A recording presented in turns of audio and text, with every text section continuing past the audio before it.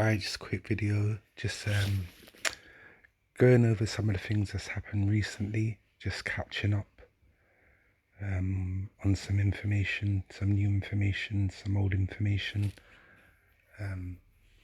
Familiar face here, we've got John Wedger, recently been exposed again.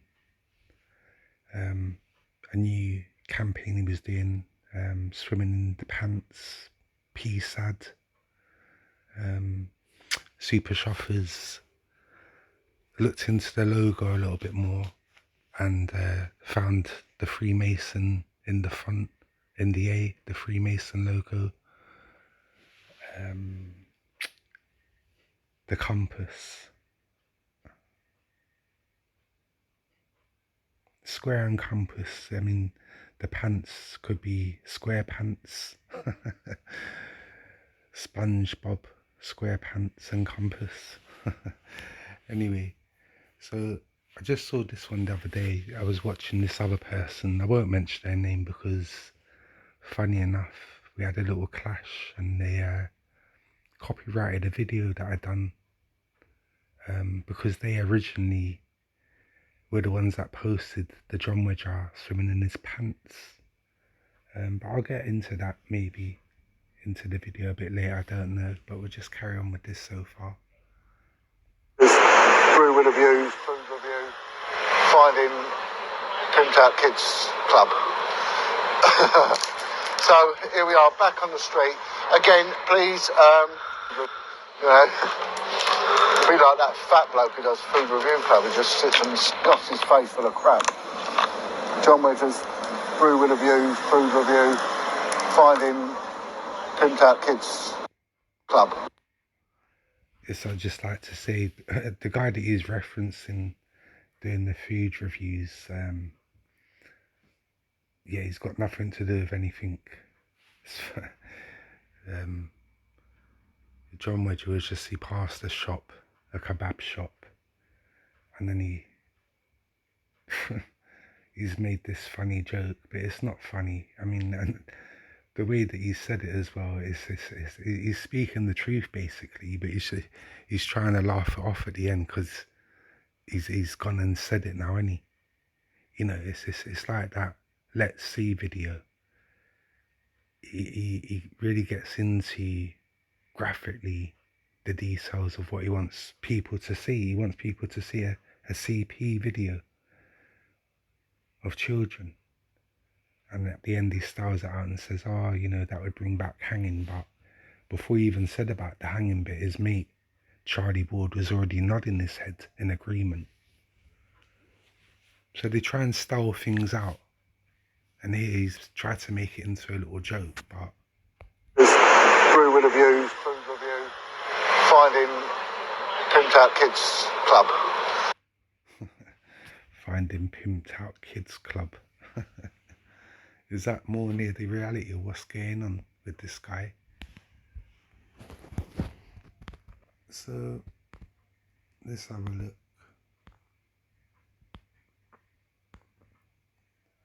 So, this is John Wedger swimming in his pants. And an absolute pleasure. Oh, to be swimming in it. So I'll do a little bit. So I've got to get back. But it's quite straightforward.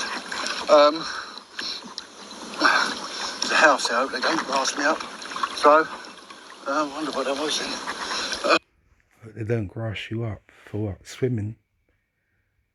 Virtually naked in front of people's houses. And then someone's already made the reference, what if there's children around? Then I think you're bordering on indecent exposure. Because you'd have to get out to get your clothes, to get dressed again. By then it could be too late. So if you're worried about people grassing you up swimming near houses, why even go there? The sign said no swimming, you've disregarded that. And also, via these videos, you're encouraging people to do the same thing, which is a bit worrying. Right, but I'm enjoying myself. So, quick pant swim against depression. And many things cause depression, anxiety and stress being some of the main attributes. And what better way to alleviate them than being out in nature? It's lovely, there's fish in here, seen loads of fish, and it's quiet. Just take a few minutes out of my schedule to go and have a pant swim. So let's have a look underwater. Mate, taking time out to have a quick pants swim, and then as soon as he says about his pants, he sticks the camera underwater. Luckily the water's not clear, it's dirty like his pants and like his mind. But why would you even say that? A quick pants swim and then you put in the camera under the water. There's something not right with this guy. And yeah, people's made reference to he could be losing his mind, but that'd be, you know, was he got dementia or something like that? He's not thinking clearly. Is that just the cover story that normally happens with these people? So now I was watching this Super Shuffer, but he's got another channel. It says this mate's channel he uses to put videos out. Battery exhausted. I was watching that the other day, and this is where he actually finds the Freemason sign in the letter A. But also you can get AGA. Now G is obviously the Masons have the G there in the middle, and then that would leave AA, which is obviously the Aleister Crowley cult that we've had quite a lot of reference with amongst this truther movement via symbology. So let's play this one now. All of his stuff off that, you know, and done it properly, so to speak, and licensed them. But he's not sat there and drawn a pair of pants. So those dotted line decisions are not things that he's thought about. Only the choice of pant. This is what he's trying. I'm not going a bit heavy on this to psychoanalyse it, but then I'm psychoanalysing the mind of a fucking nutter. So there's someone's opinion of John. He's a fucking nutter. But how deep does this thing go with John? Because I think it goes all the way. It's like reverse psychology. He's doing the opposite of what he's telling everyone via his videos. That he's a Christian and this Jesus thing and all that. He's doing the opposite. As far as I'm concerned, and I think there's more than enough evidence there, and I think if people look hard enough and look at it from a different angle, there's probably lots more to come out. Me on this shit. Don't do me on this shit. I hate this shit. You ready? You ready for this? I don't like different fonts. I think too many fonts spoil the broth.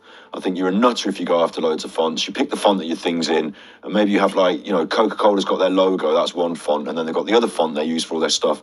Don't go for too many fonts. Fonts agitate me. You know what I think about too many words on a thumbnail. But what about this? Why use this font?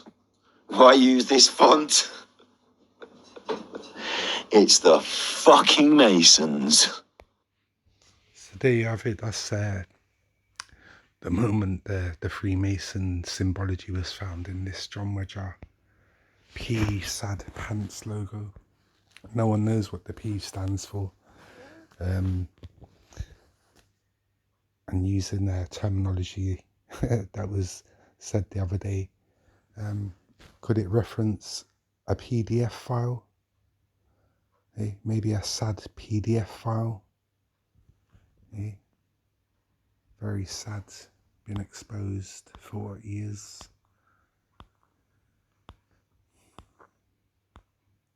So we've got, it's a weird one, we've got Maggie Oliver with John Wedger.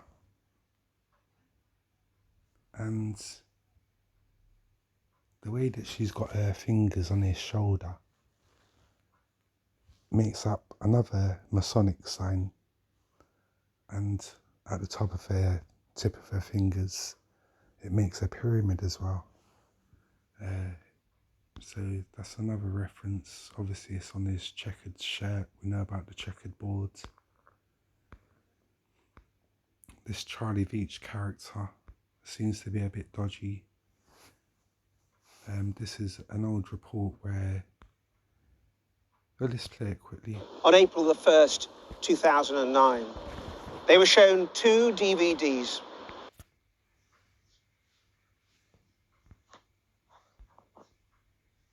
And of various points of view, they're stuck up on the plinth of the statue. They group laid some flowers. There are suggestions from the group that the police did not handle the collapse of this gentleman effectively, that they were tardy in moving him out of the area. The police view is that they sent in police medics at the time. The police medics came under fire from missiles and items being thrown by protesters, and had to take the gentleman out of the cordon. But I am joined by somebody who was there. So can you tell me what you saw? Yeah, I think in any confrontation, truth is the first casualty, and I just want to clarify the reports I saw from this morning. He was not in his mid-30s. He was a gentleman who seemed to be over 50. He was riddled with tattoos, and from the smell of him, he'd been drinking all day, and his eyes were very wide, as in... So there's Charlie Veach giving a bad character reference to someone who was pushed over by police, wasn't even part of the protest. He was just trying to escape the area. Everyone was being kettled at the time, and he wasn't allowed to leave, and in the end he was pushed. He fell over and banged his head. And then you got this guy saying it's because he was drunk, and there was nothing to do with that. And you know, he's making a few videos up in Manchester. He does travel a little bit as well, but he seems to be peeing off quite a lot of people up in Manchester. He seems to be hanging around the shops, the shopping area and that. Also there's allegations that he's hanging around with the local children as well. Obviously, you know, he probably looks famous because he's on the TV now via YouTube. So maybe he's just creating a bit of attention for himself.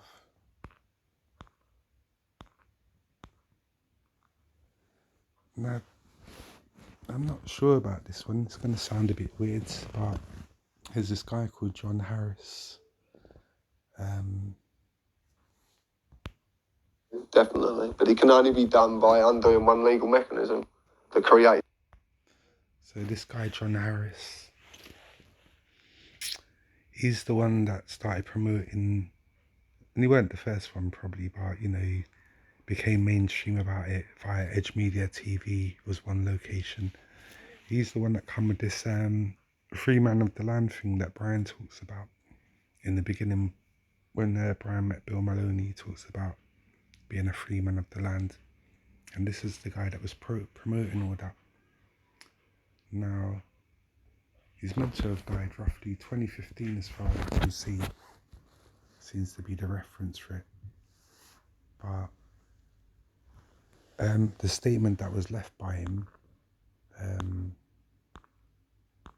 just before he died talked about having the chance to start again, start afresh. And a lot of people thought he either didn't write it or there was a lot of mistakes in there. So it was all a bit weird. But a lot of people are saying, you know, he's still alive, he never died because he's MI5 or this, that and the other. And I was looking at this character the other day with John Wedger, and yeah, I think if he was alive, my money would be on this guy maybe. Maybe a bit of plastic surgery. But he just seems to... He seems to have a few movements like him, but the nose probably looks a bit bigger.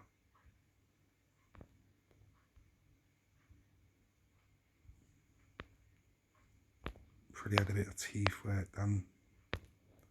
Maybe the mouth. But I don't know, I just had this rough guesstimate just looking at him, just thinking, well, you know, if he is alive, it'd just be one of their things just to push him out like that, you know, in the open. And in one of the videos, he said he met John roughly about 8 years ago. So let's say 7, 8, you know, it's roughly around the same time that John Harris died. So anyway, that's just a guess, but I'm not 100%. I could probably never be, could I? But so I've done this one recently, going into Brian again. Just thought it just needed a bit of attention again. This one's interesting when he talks to Joanna Hart about Bill Maloney. In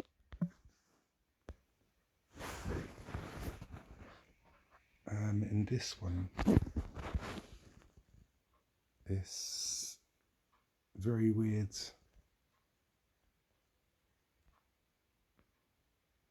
Because he makes a reference to when he was younger, a next door neighbour that was in the Sydney Cook gang. And the name that he gives for the person is not the person, they're not on any list.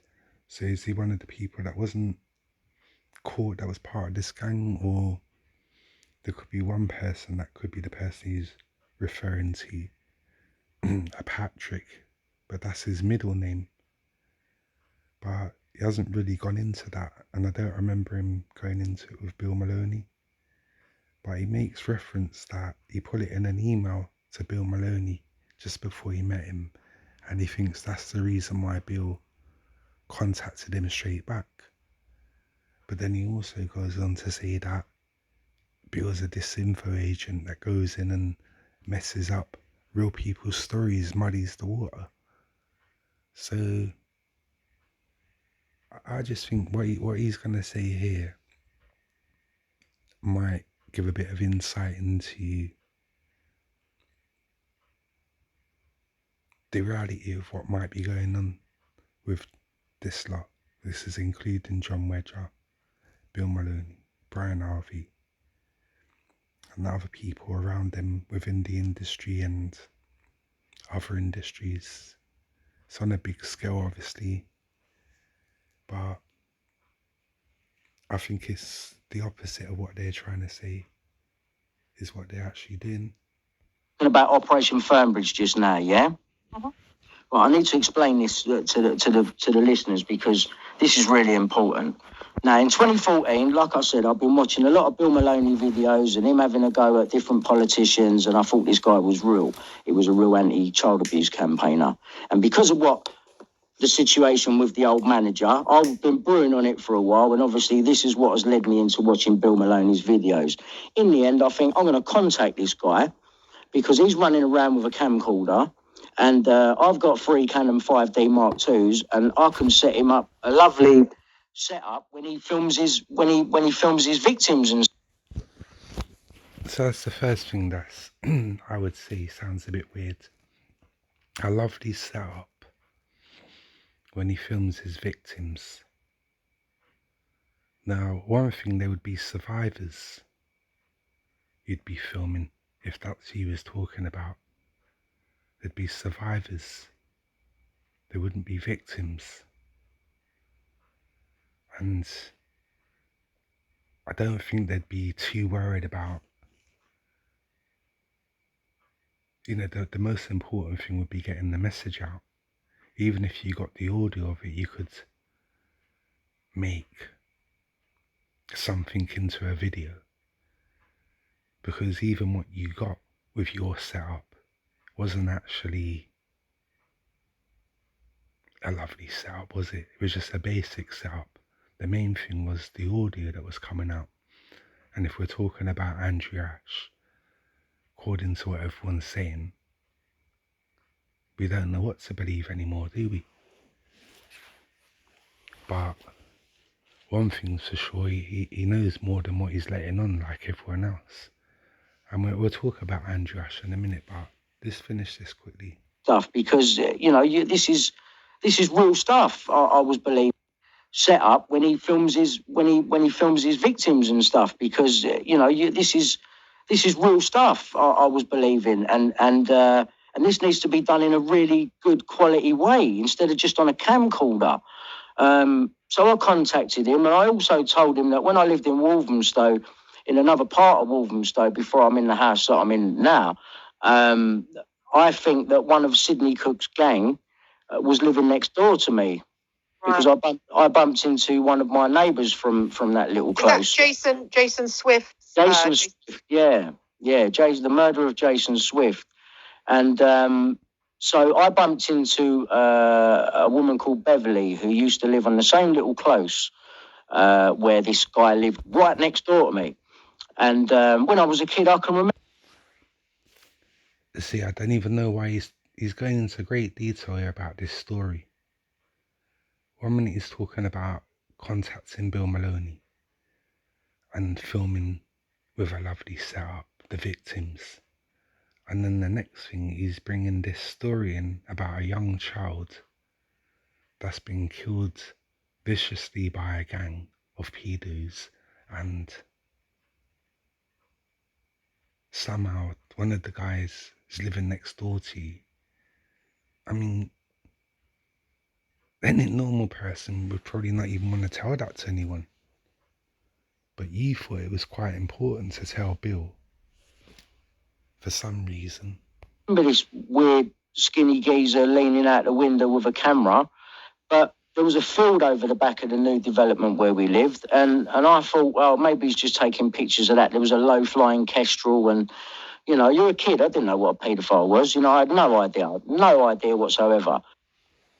No, but you knew about little flying kestrels and bird watching and, yeah. And I thought of this after I spoke to this woman, Beverly, and she said, yeah, we moved from there because of that thing that was living next door to you. And I remember saying to her, yeah, what was his name? Was his name Rick or something? Well, at the moment it's all something, because no one's heard of a Rick on the list. So is this someone new that we don't know that was in the gang? Because members of the gang weren't caught. Yeah, the people that was caught, there was more of them. Okay, so is this a new person? Because you were saying you Googled it. And because of the campaigning you said you was doing and all that, that could have been one of your things that you tried to sort out. Who is this guy? How comes I live next door to him? Find out some more, but you don't, do you? It's the same with the Red Rooms. You tell the story, and then it don't get, nothing else gets mentioned about it until people start asking questions about it. And then you start making up different stories about it. And then other people saying it's all in your mind. It was just someone's house and you was on drugs or something. But, and these ain't the only story. There's loads of stories where paedophiles seem to be in. What about the 13-year-old with the taxi driver that she trusted? Why did she trust that taxi driver? Why was she running away to go to your house and no one didn't know about it? Is it?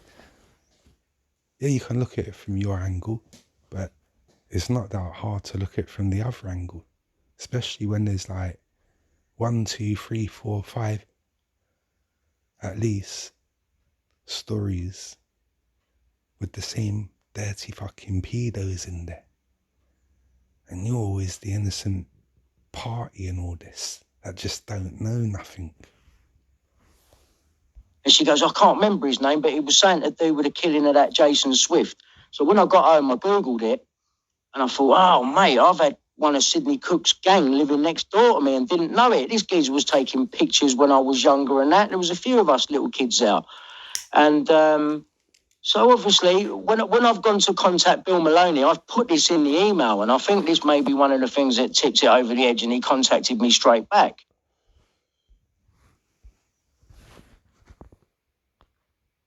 that in the email, and that's one of the things that why he contacted you straight back. Fucking hell. But you never mentioned it again.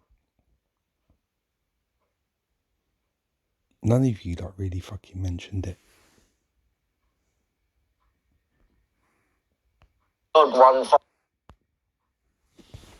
Another thing about the Sydney Cook gang is that when the hamster case was going on via Belinda and Sabine, there was a guy called Terence Ewan that someone had found out.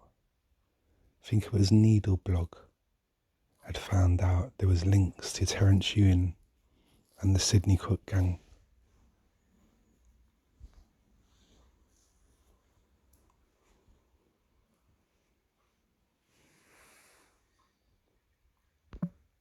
But here's this other one. He's put a link to the independent paper, right? So I've searched this story out, right? And it's a schoolgirl who ran away from home. See her pop idol, Brian Harvey, right? So you didn't tell her to come and do that. Well, no, of course not. People turn up. Listen, it's always been like that. People just turn up. Most people are just normal. They turn up. They want to take a picture or something or whatever. It's not really like that now. It's not been like that for a long time. But you get the odd one fucking turn up and that. Oh, how you doing? Just thought I'd knock on the door. Yeah, it happens. So yeah, there's nothing unusual about that. Yeah. So anyway, I just don't like the fact that the way that cunt wrote that, try to make it. So he doesn't like the way that this is broke online and the way this story's been put. And right now he's gonna have a right go. And he's gonna name some names. And he's gonna suggest that they're the PDF files. But then you don't get nothing from him after that. All you get is kitchen videos. Kitchens mash up, the houses mash up. In fact, I'll show you what he done after these videos. Where it went after this one, it was the one we just saw before, the Jason Swift one. What he done. Look like, even suggest like, you're a cunt, mate. Do you know that? You're a fucking cunt. And Puddy and Wedger and Bill Maloney, all you fucking people. You're getting caught, mate. You're getting caught. It's fucking going there. You're getting caught. I'm not having this from you. I'm not fucking having this from you. You're the fucking nonsense, mate. And that's what everyone's going to find out. So Brian's saying they're the nonsense now. And everyone's going to find out. But they ain't going to find out via you, Brian, are they? Because you're not really coming with anything, are you? Prima are coming round. Right, so if I had told her to clear off, I probably at the time wouldn't have believed it. heard. The 13-year-old. Well, if I did tell her alleged ordeal, she went to the A7 with Tash. Prima are coming round. We're recording all the. So this girl's run away from home. She's come down to see Brian Harvey, pop star. You know, she probably loves and adores, loves the music. You know, it's pretty quite chuffed that she's got the. I don't know. Somehow she thinks she's got the opportunity to see Brian. And she's going to come down and she trusted this taxi driver and he's done a really evil thing to her. But then after that, she still tries to make it down to Brian's house. You know, probably shocked. Said she was cold, probably needed help. And listen to what this fucking cunt did. Resurrection album. Yeah, so it would have been a night then. Yeah. Right. So after her alleged ordeal, she went to the A17 singer's home, rang his doorbell and shouted that she was cold and wanted some blankets. But he told her to clear off the court heard. The 13-year-old. Well, if I did tell... You did fucking tell her to clear off.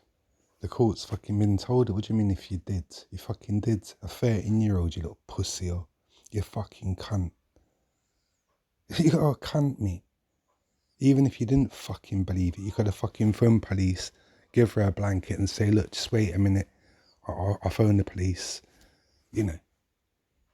You didn't have to get fully involved if you was para about, oh, they're going to twist it in the papers and all that. But you could have still helped, but you didn't, did you? You behaved like everyone's seeing online, like this guy the other day. Hey, who was it? The fucking Uber driver. Hey, what the fuck happened there, Brian? The fucking Uber driver. Can we get this one? We've got it somewhere. There we go. This is Brian. This is after the video's gone up. He won't fucking answer any questions or respond to it now. He'll just create a new fucking drama and starting some innocent guy ordering this fucking food. The shop's at the end of the road. He could have got it himself. But nah. He can afford a fucking takeaway every fucking day. What makes you...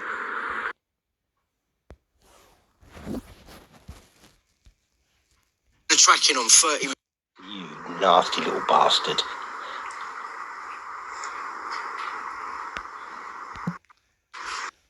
Whoops, yeah, I didn't put Brian's one up, to be honest. I've used this guy's video. I've only just come across him. Seems pretty reasonable. You know, I'm sure he doesn't know everything that's going on with these people, but what he's seen so far, he's not impressed. So hopefully he doesn't mind a bit of his video going here. Fucking lies. Sick of these cunts.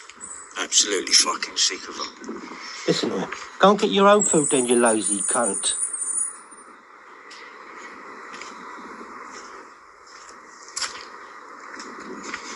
All this food gets it delivered to his fucking hand, and he's disrespected you, nasty little bastard. So the bike guy's gonna come now. And then basically he just rips into the guy about being late, no tracking, the food's cold. It does get worse than that, but he tries to make out the guy's tried to nick his phone, take his phone out, but he was filming him, putting the phone up close and all that, trying to embarrass the guy.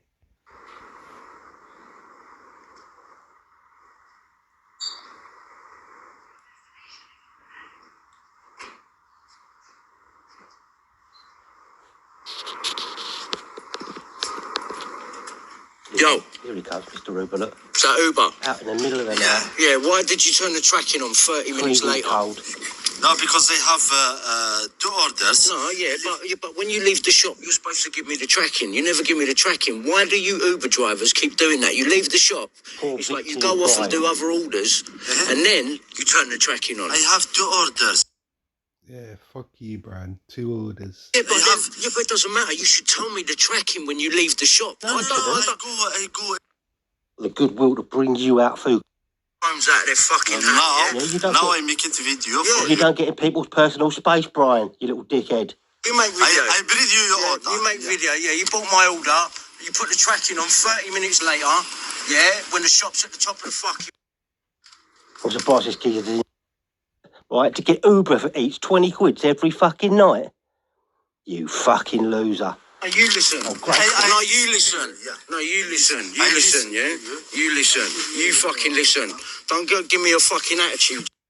Don't touch my fucking phone, yeah? Just give me the food, yeah? And I'm ringing Uber. Yeah, I know. Yeah, I have 2 orders. If this guy was just on the street and he didn't work for fucking Uber, Brian wouldn't mess with him. No fucking way, this guy would knock him out one time. Yeah. This. What? You don't want a camera in his face. Don't touch my fucking shit, because I'll break your fucking face. Why Threats of violence. You're telling me lies. Just because the guy's in uniform and at work, yeah, and you know that he can't fucking respond to you, you little fucking cunt. Yeah, because you're telling me fucking lies. You That's threatened why. to And I'm assault not a going man. to listen. Bringing you food. It's not all I do you. You don't touch my. Yeah, so that's Brian again there.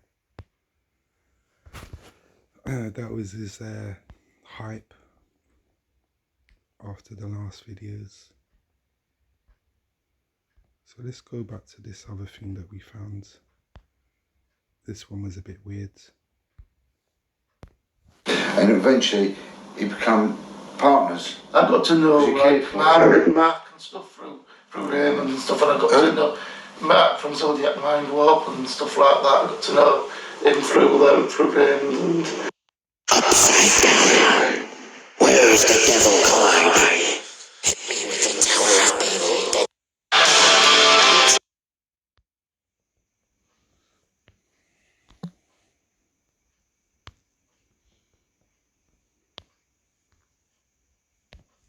he become partners. I got to know Mark and stuff through Raymond and stuff. Oh, wasn't he? He used his little. Who are we talking about? Raymond, like Raymond. Raymond. Andrew's sort of partner. Well, become his partner. He was abused at the start with, wasn't he? He used his He little. abused him to start with, and eventually he become partners. I got to know Mark and stuff through Raymond and stuff, and I got to know Mark from Zodiac Mind Warp and stuff like that. Yeah, so basically the video there is this guy that they're referring to. Yeah, so it's babies, basically. Babies is the reference. This guy is saying there is suggesting that the songs are about babies, and some of the other songs, yeah, in the video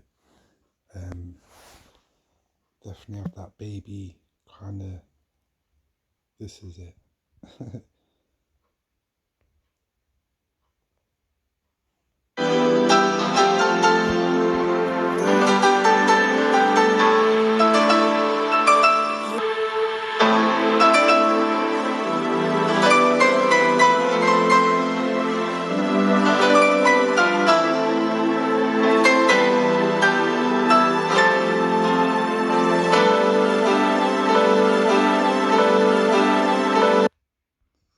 I mean, what the fuck's that? Eh? What the fuck? Eh? So, yeah. All looks a bit weird, doesn't it?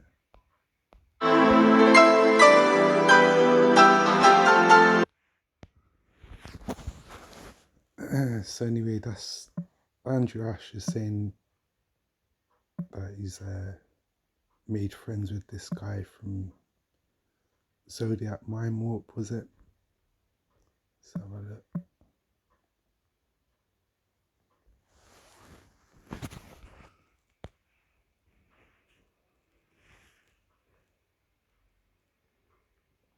Like I say, it looks a bit dodgy. The lyrics, the references, and like I say, the guy is suggesting it's this babies that they're singing about there.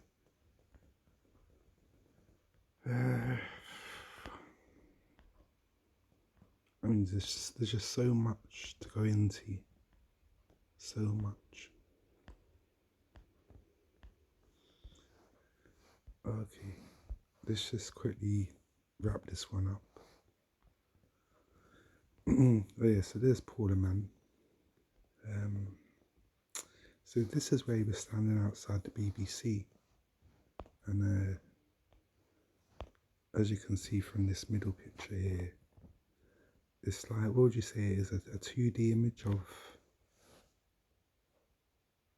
you can see two eyes, a nose and a mouth. Doesn't look like a good thing. I mean, obviously they got the paedophile statue there, and this guy is a bit satanic, this Paula Man, the way he carries on. So I think that's a symbol there. to the left of him in that middle picture. And the last thing I was going to talk about was this person here gave me a copyright strike because I put up her video with the John Wedger pants thing. She was the first one to pull it from Facebook. I think Facebook was the original place of the video. Whether it was her directly that took it, whether other people were talking about it via blogs, and she just wanted to get it out there first. I don't know. I don't know this person, but they gave me a copyright strike.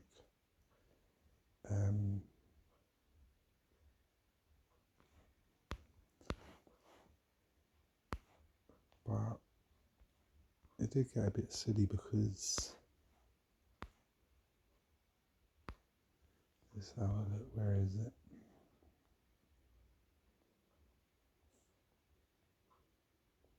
Because basically I was just saying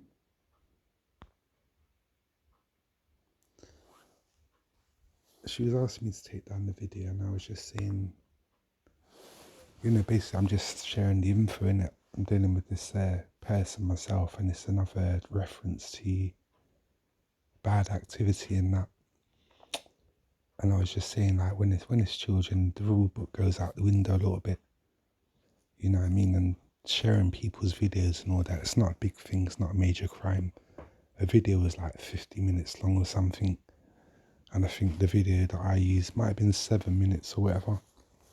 And I didn't talk over it because I thought she explained it pretty well. But she took offence, put a copyright strike on there. And yeah, I said, like, I know some people, they don't want their videos up because they want to make money out of it, or I know there's other reasons. But then she come with this comment saying I called her a PDF file.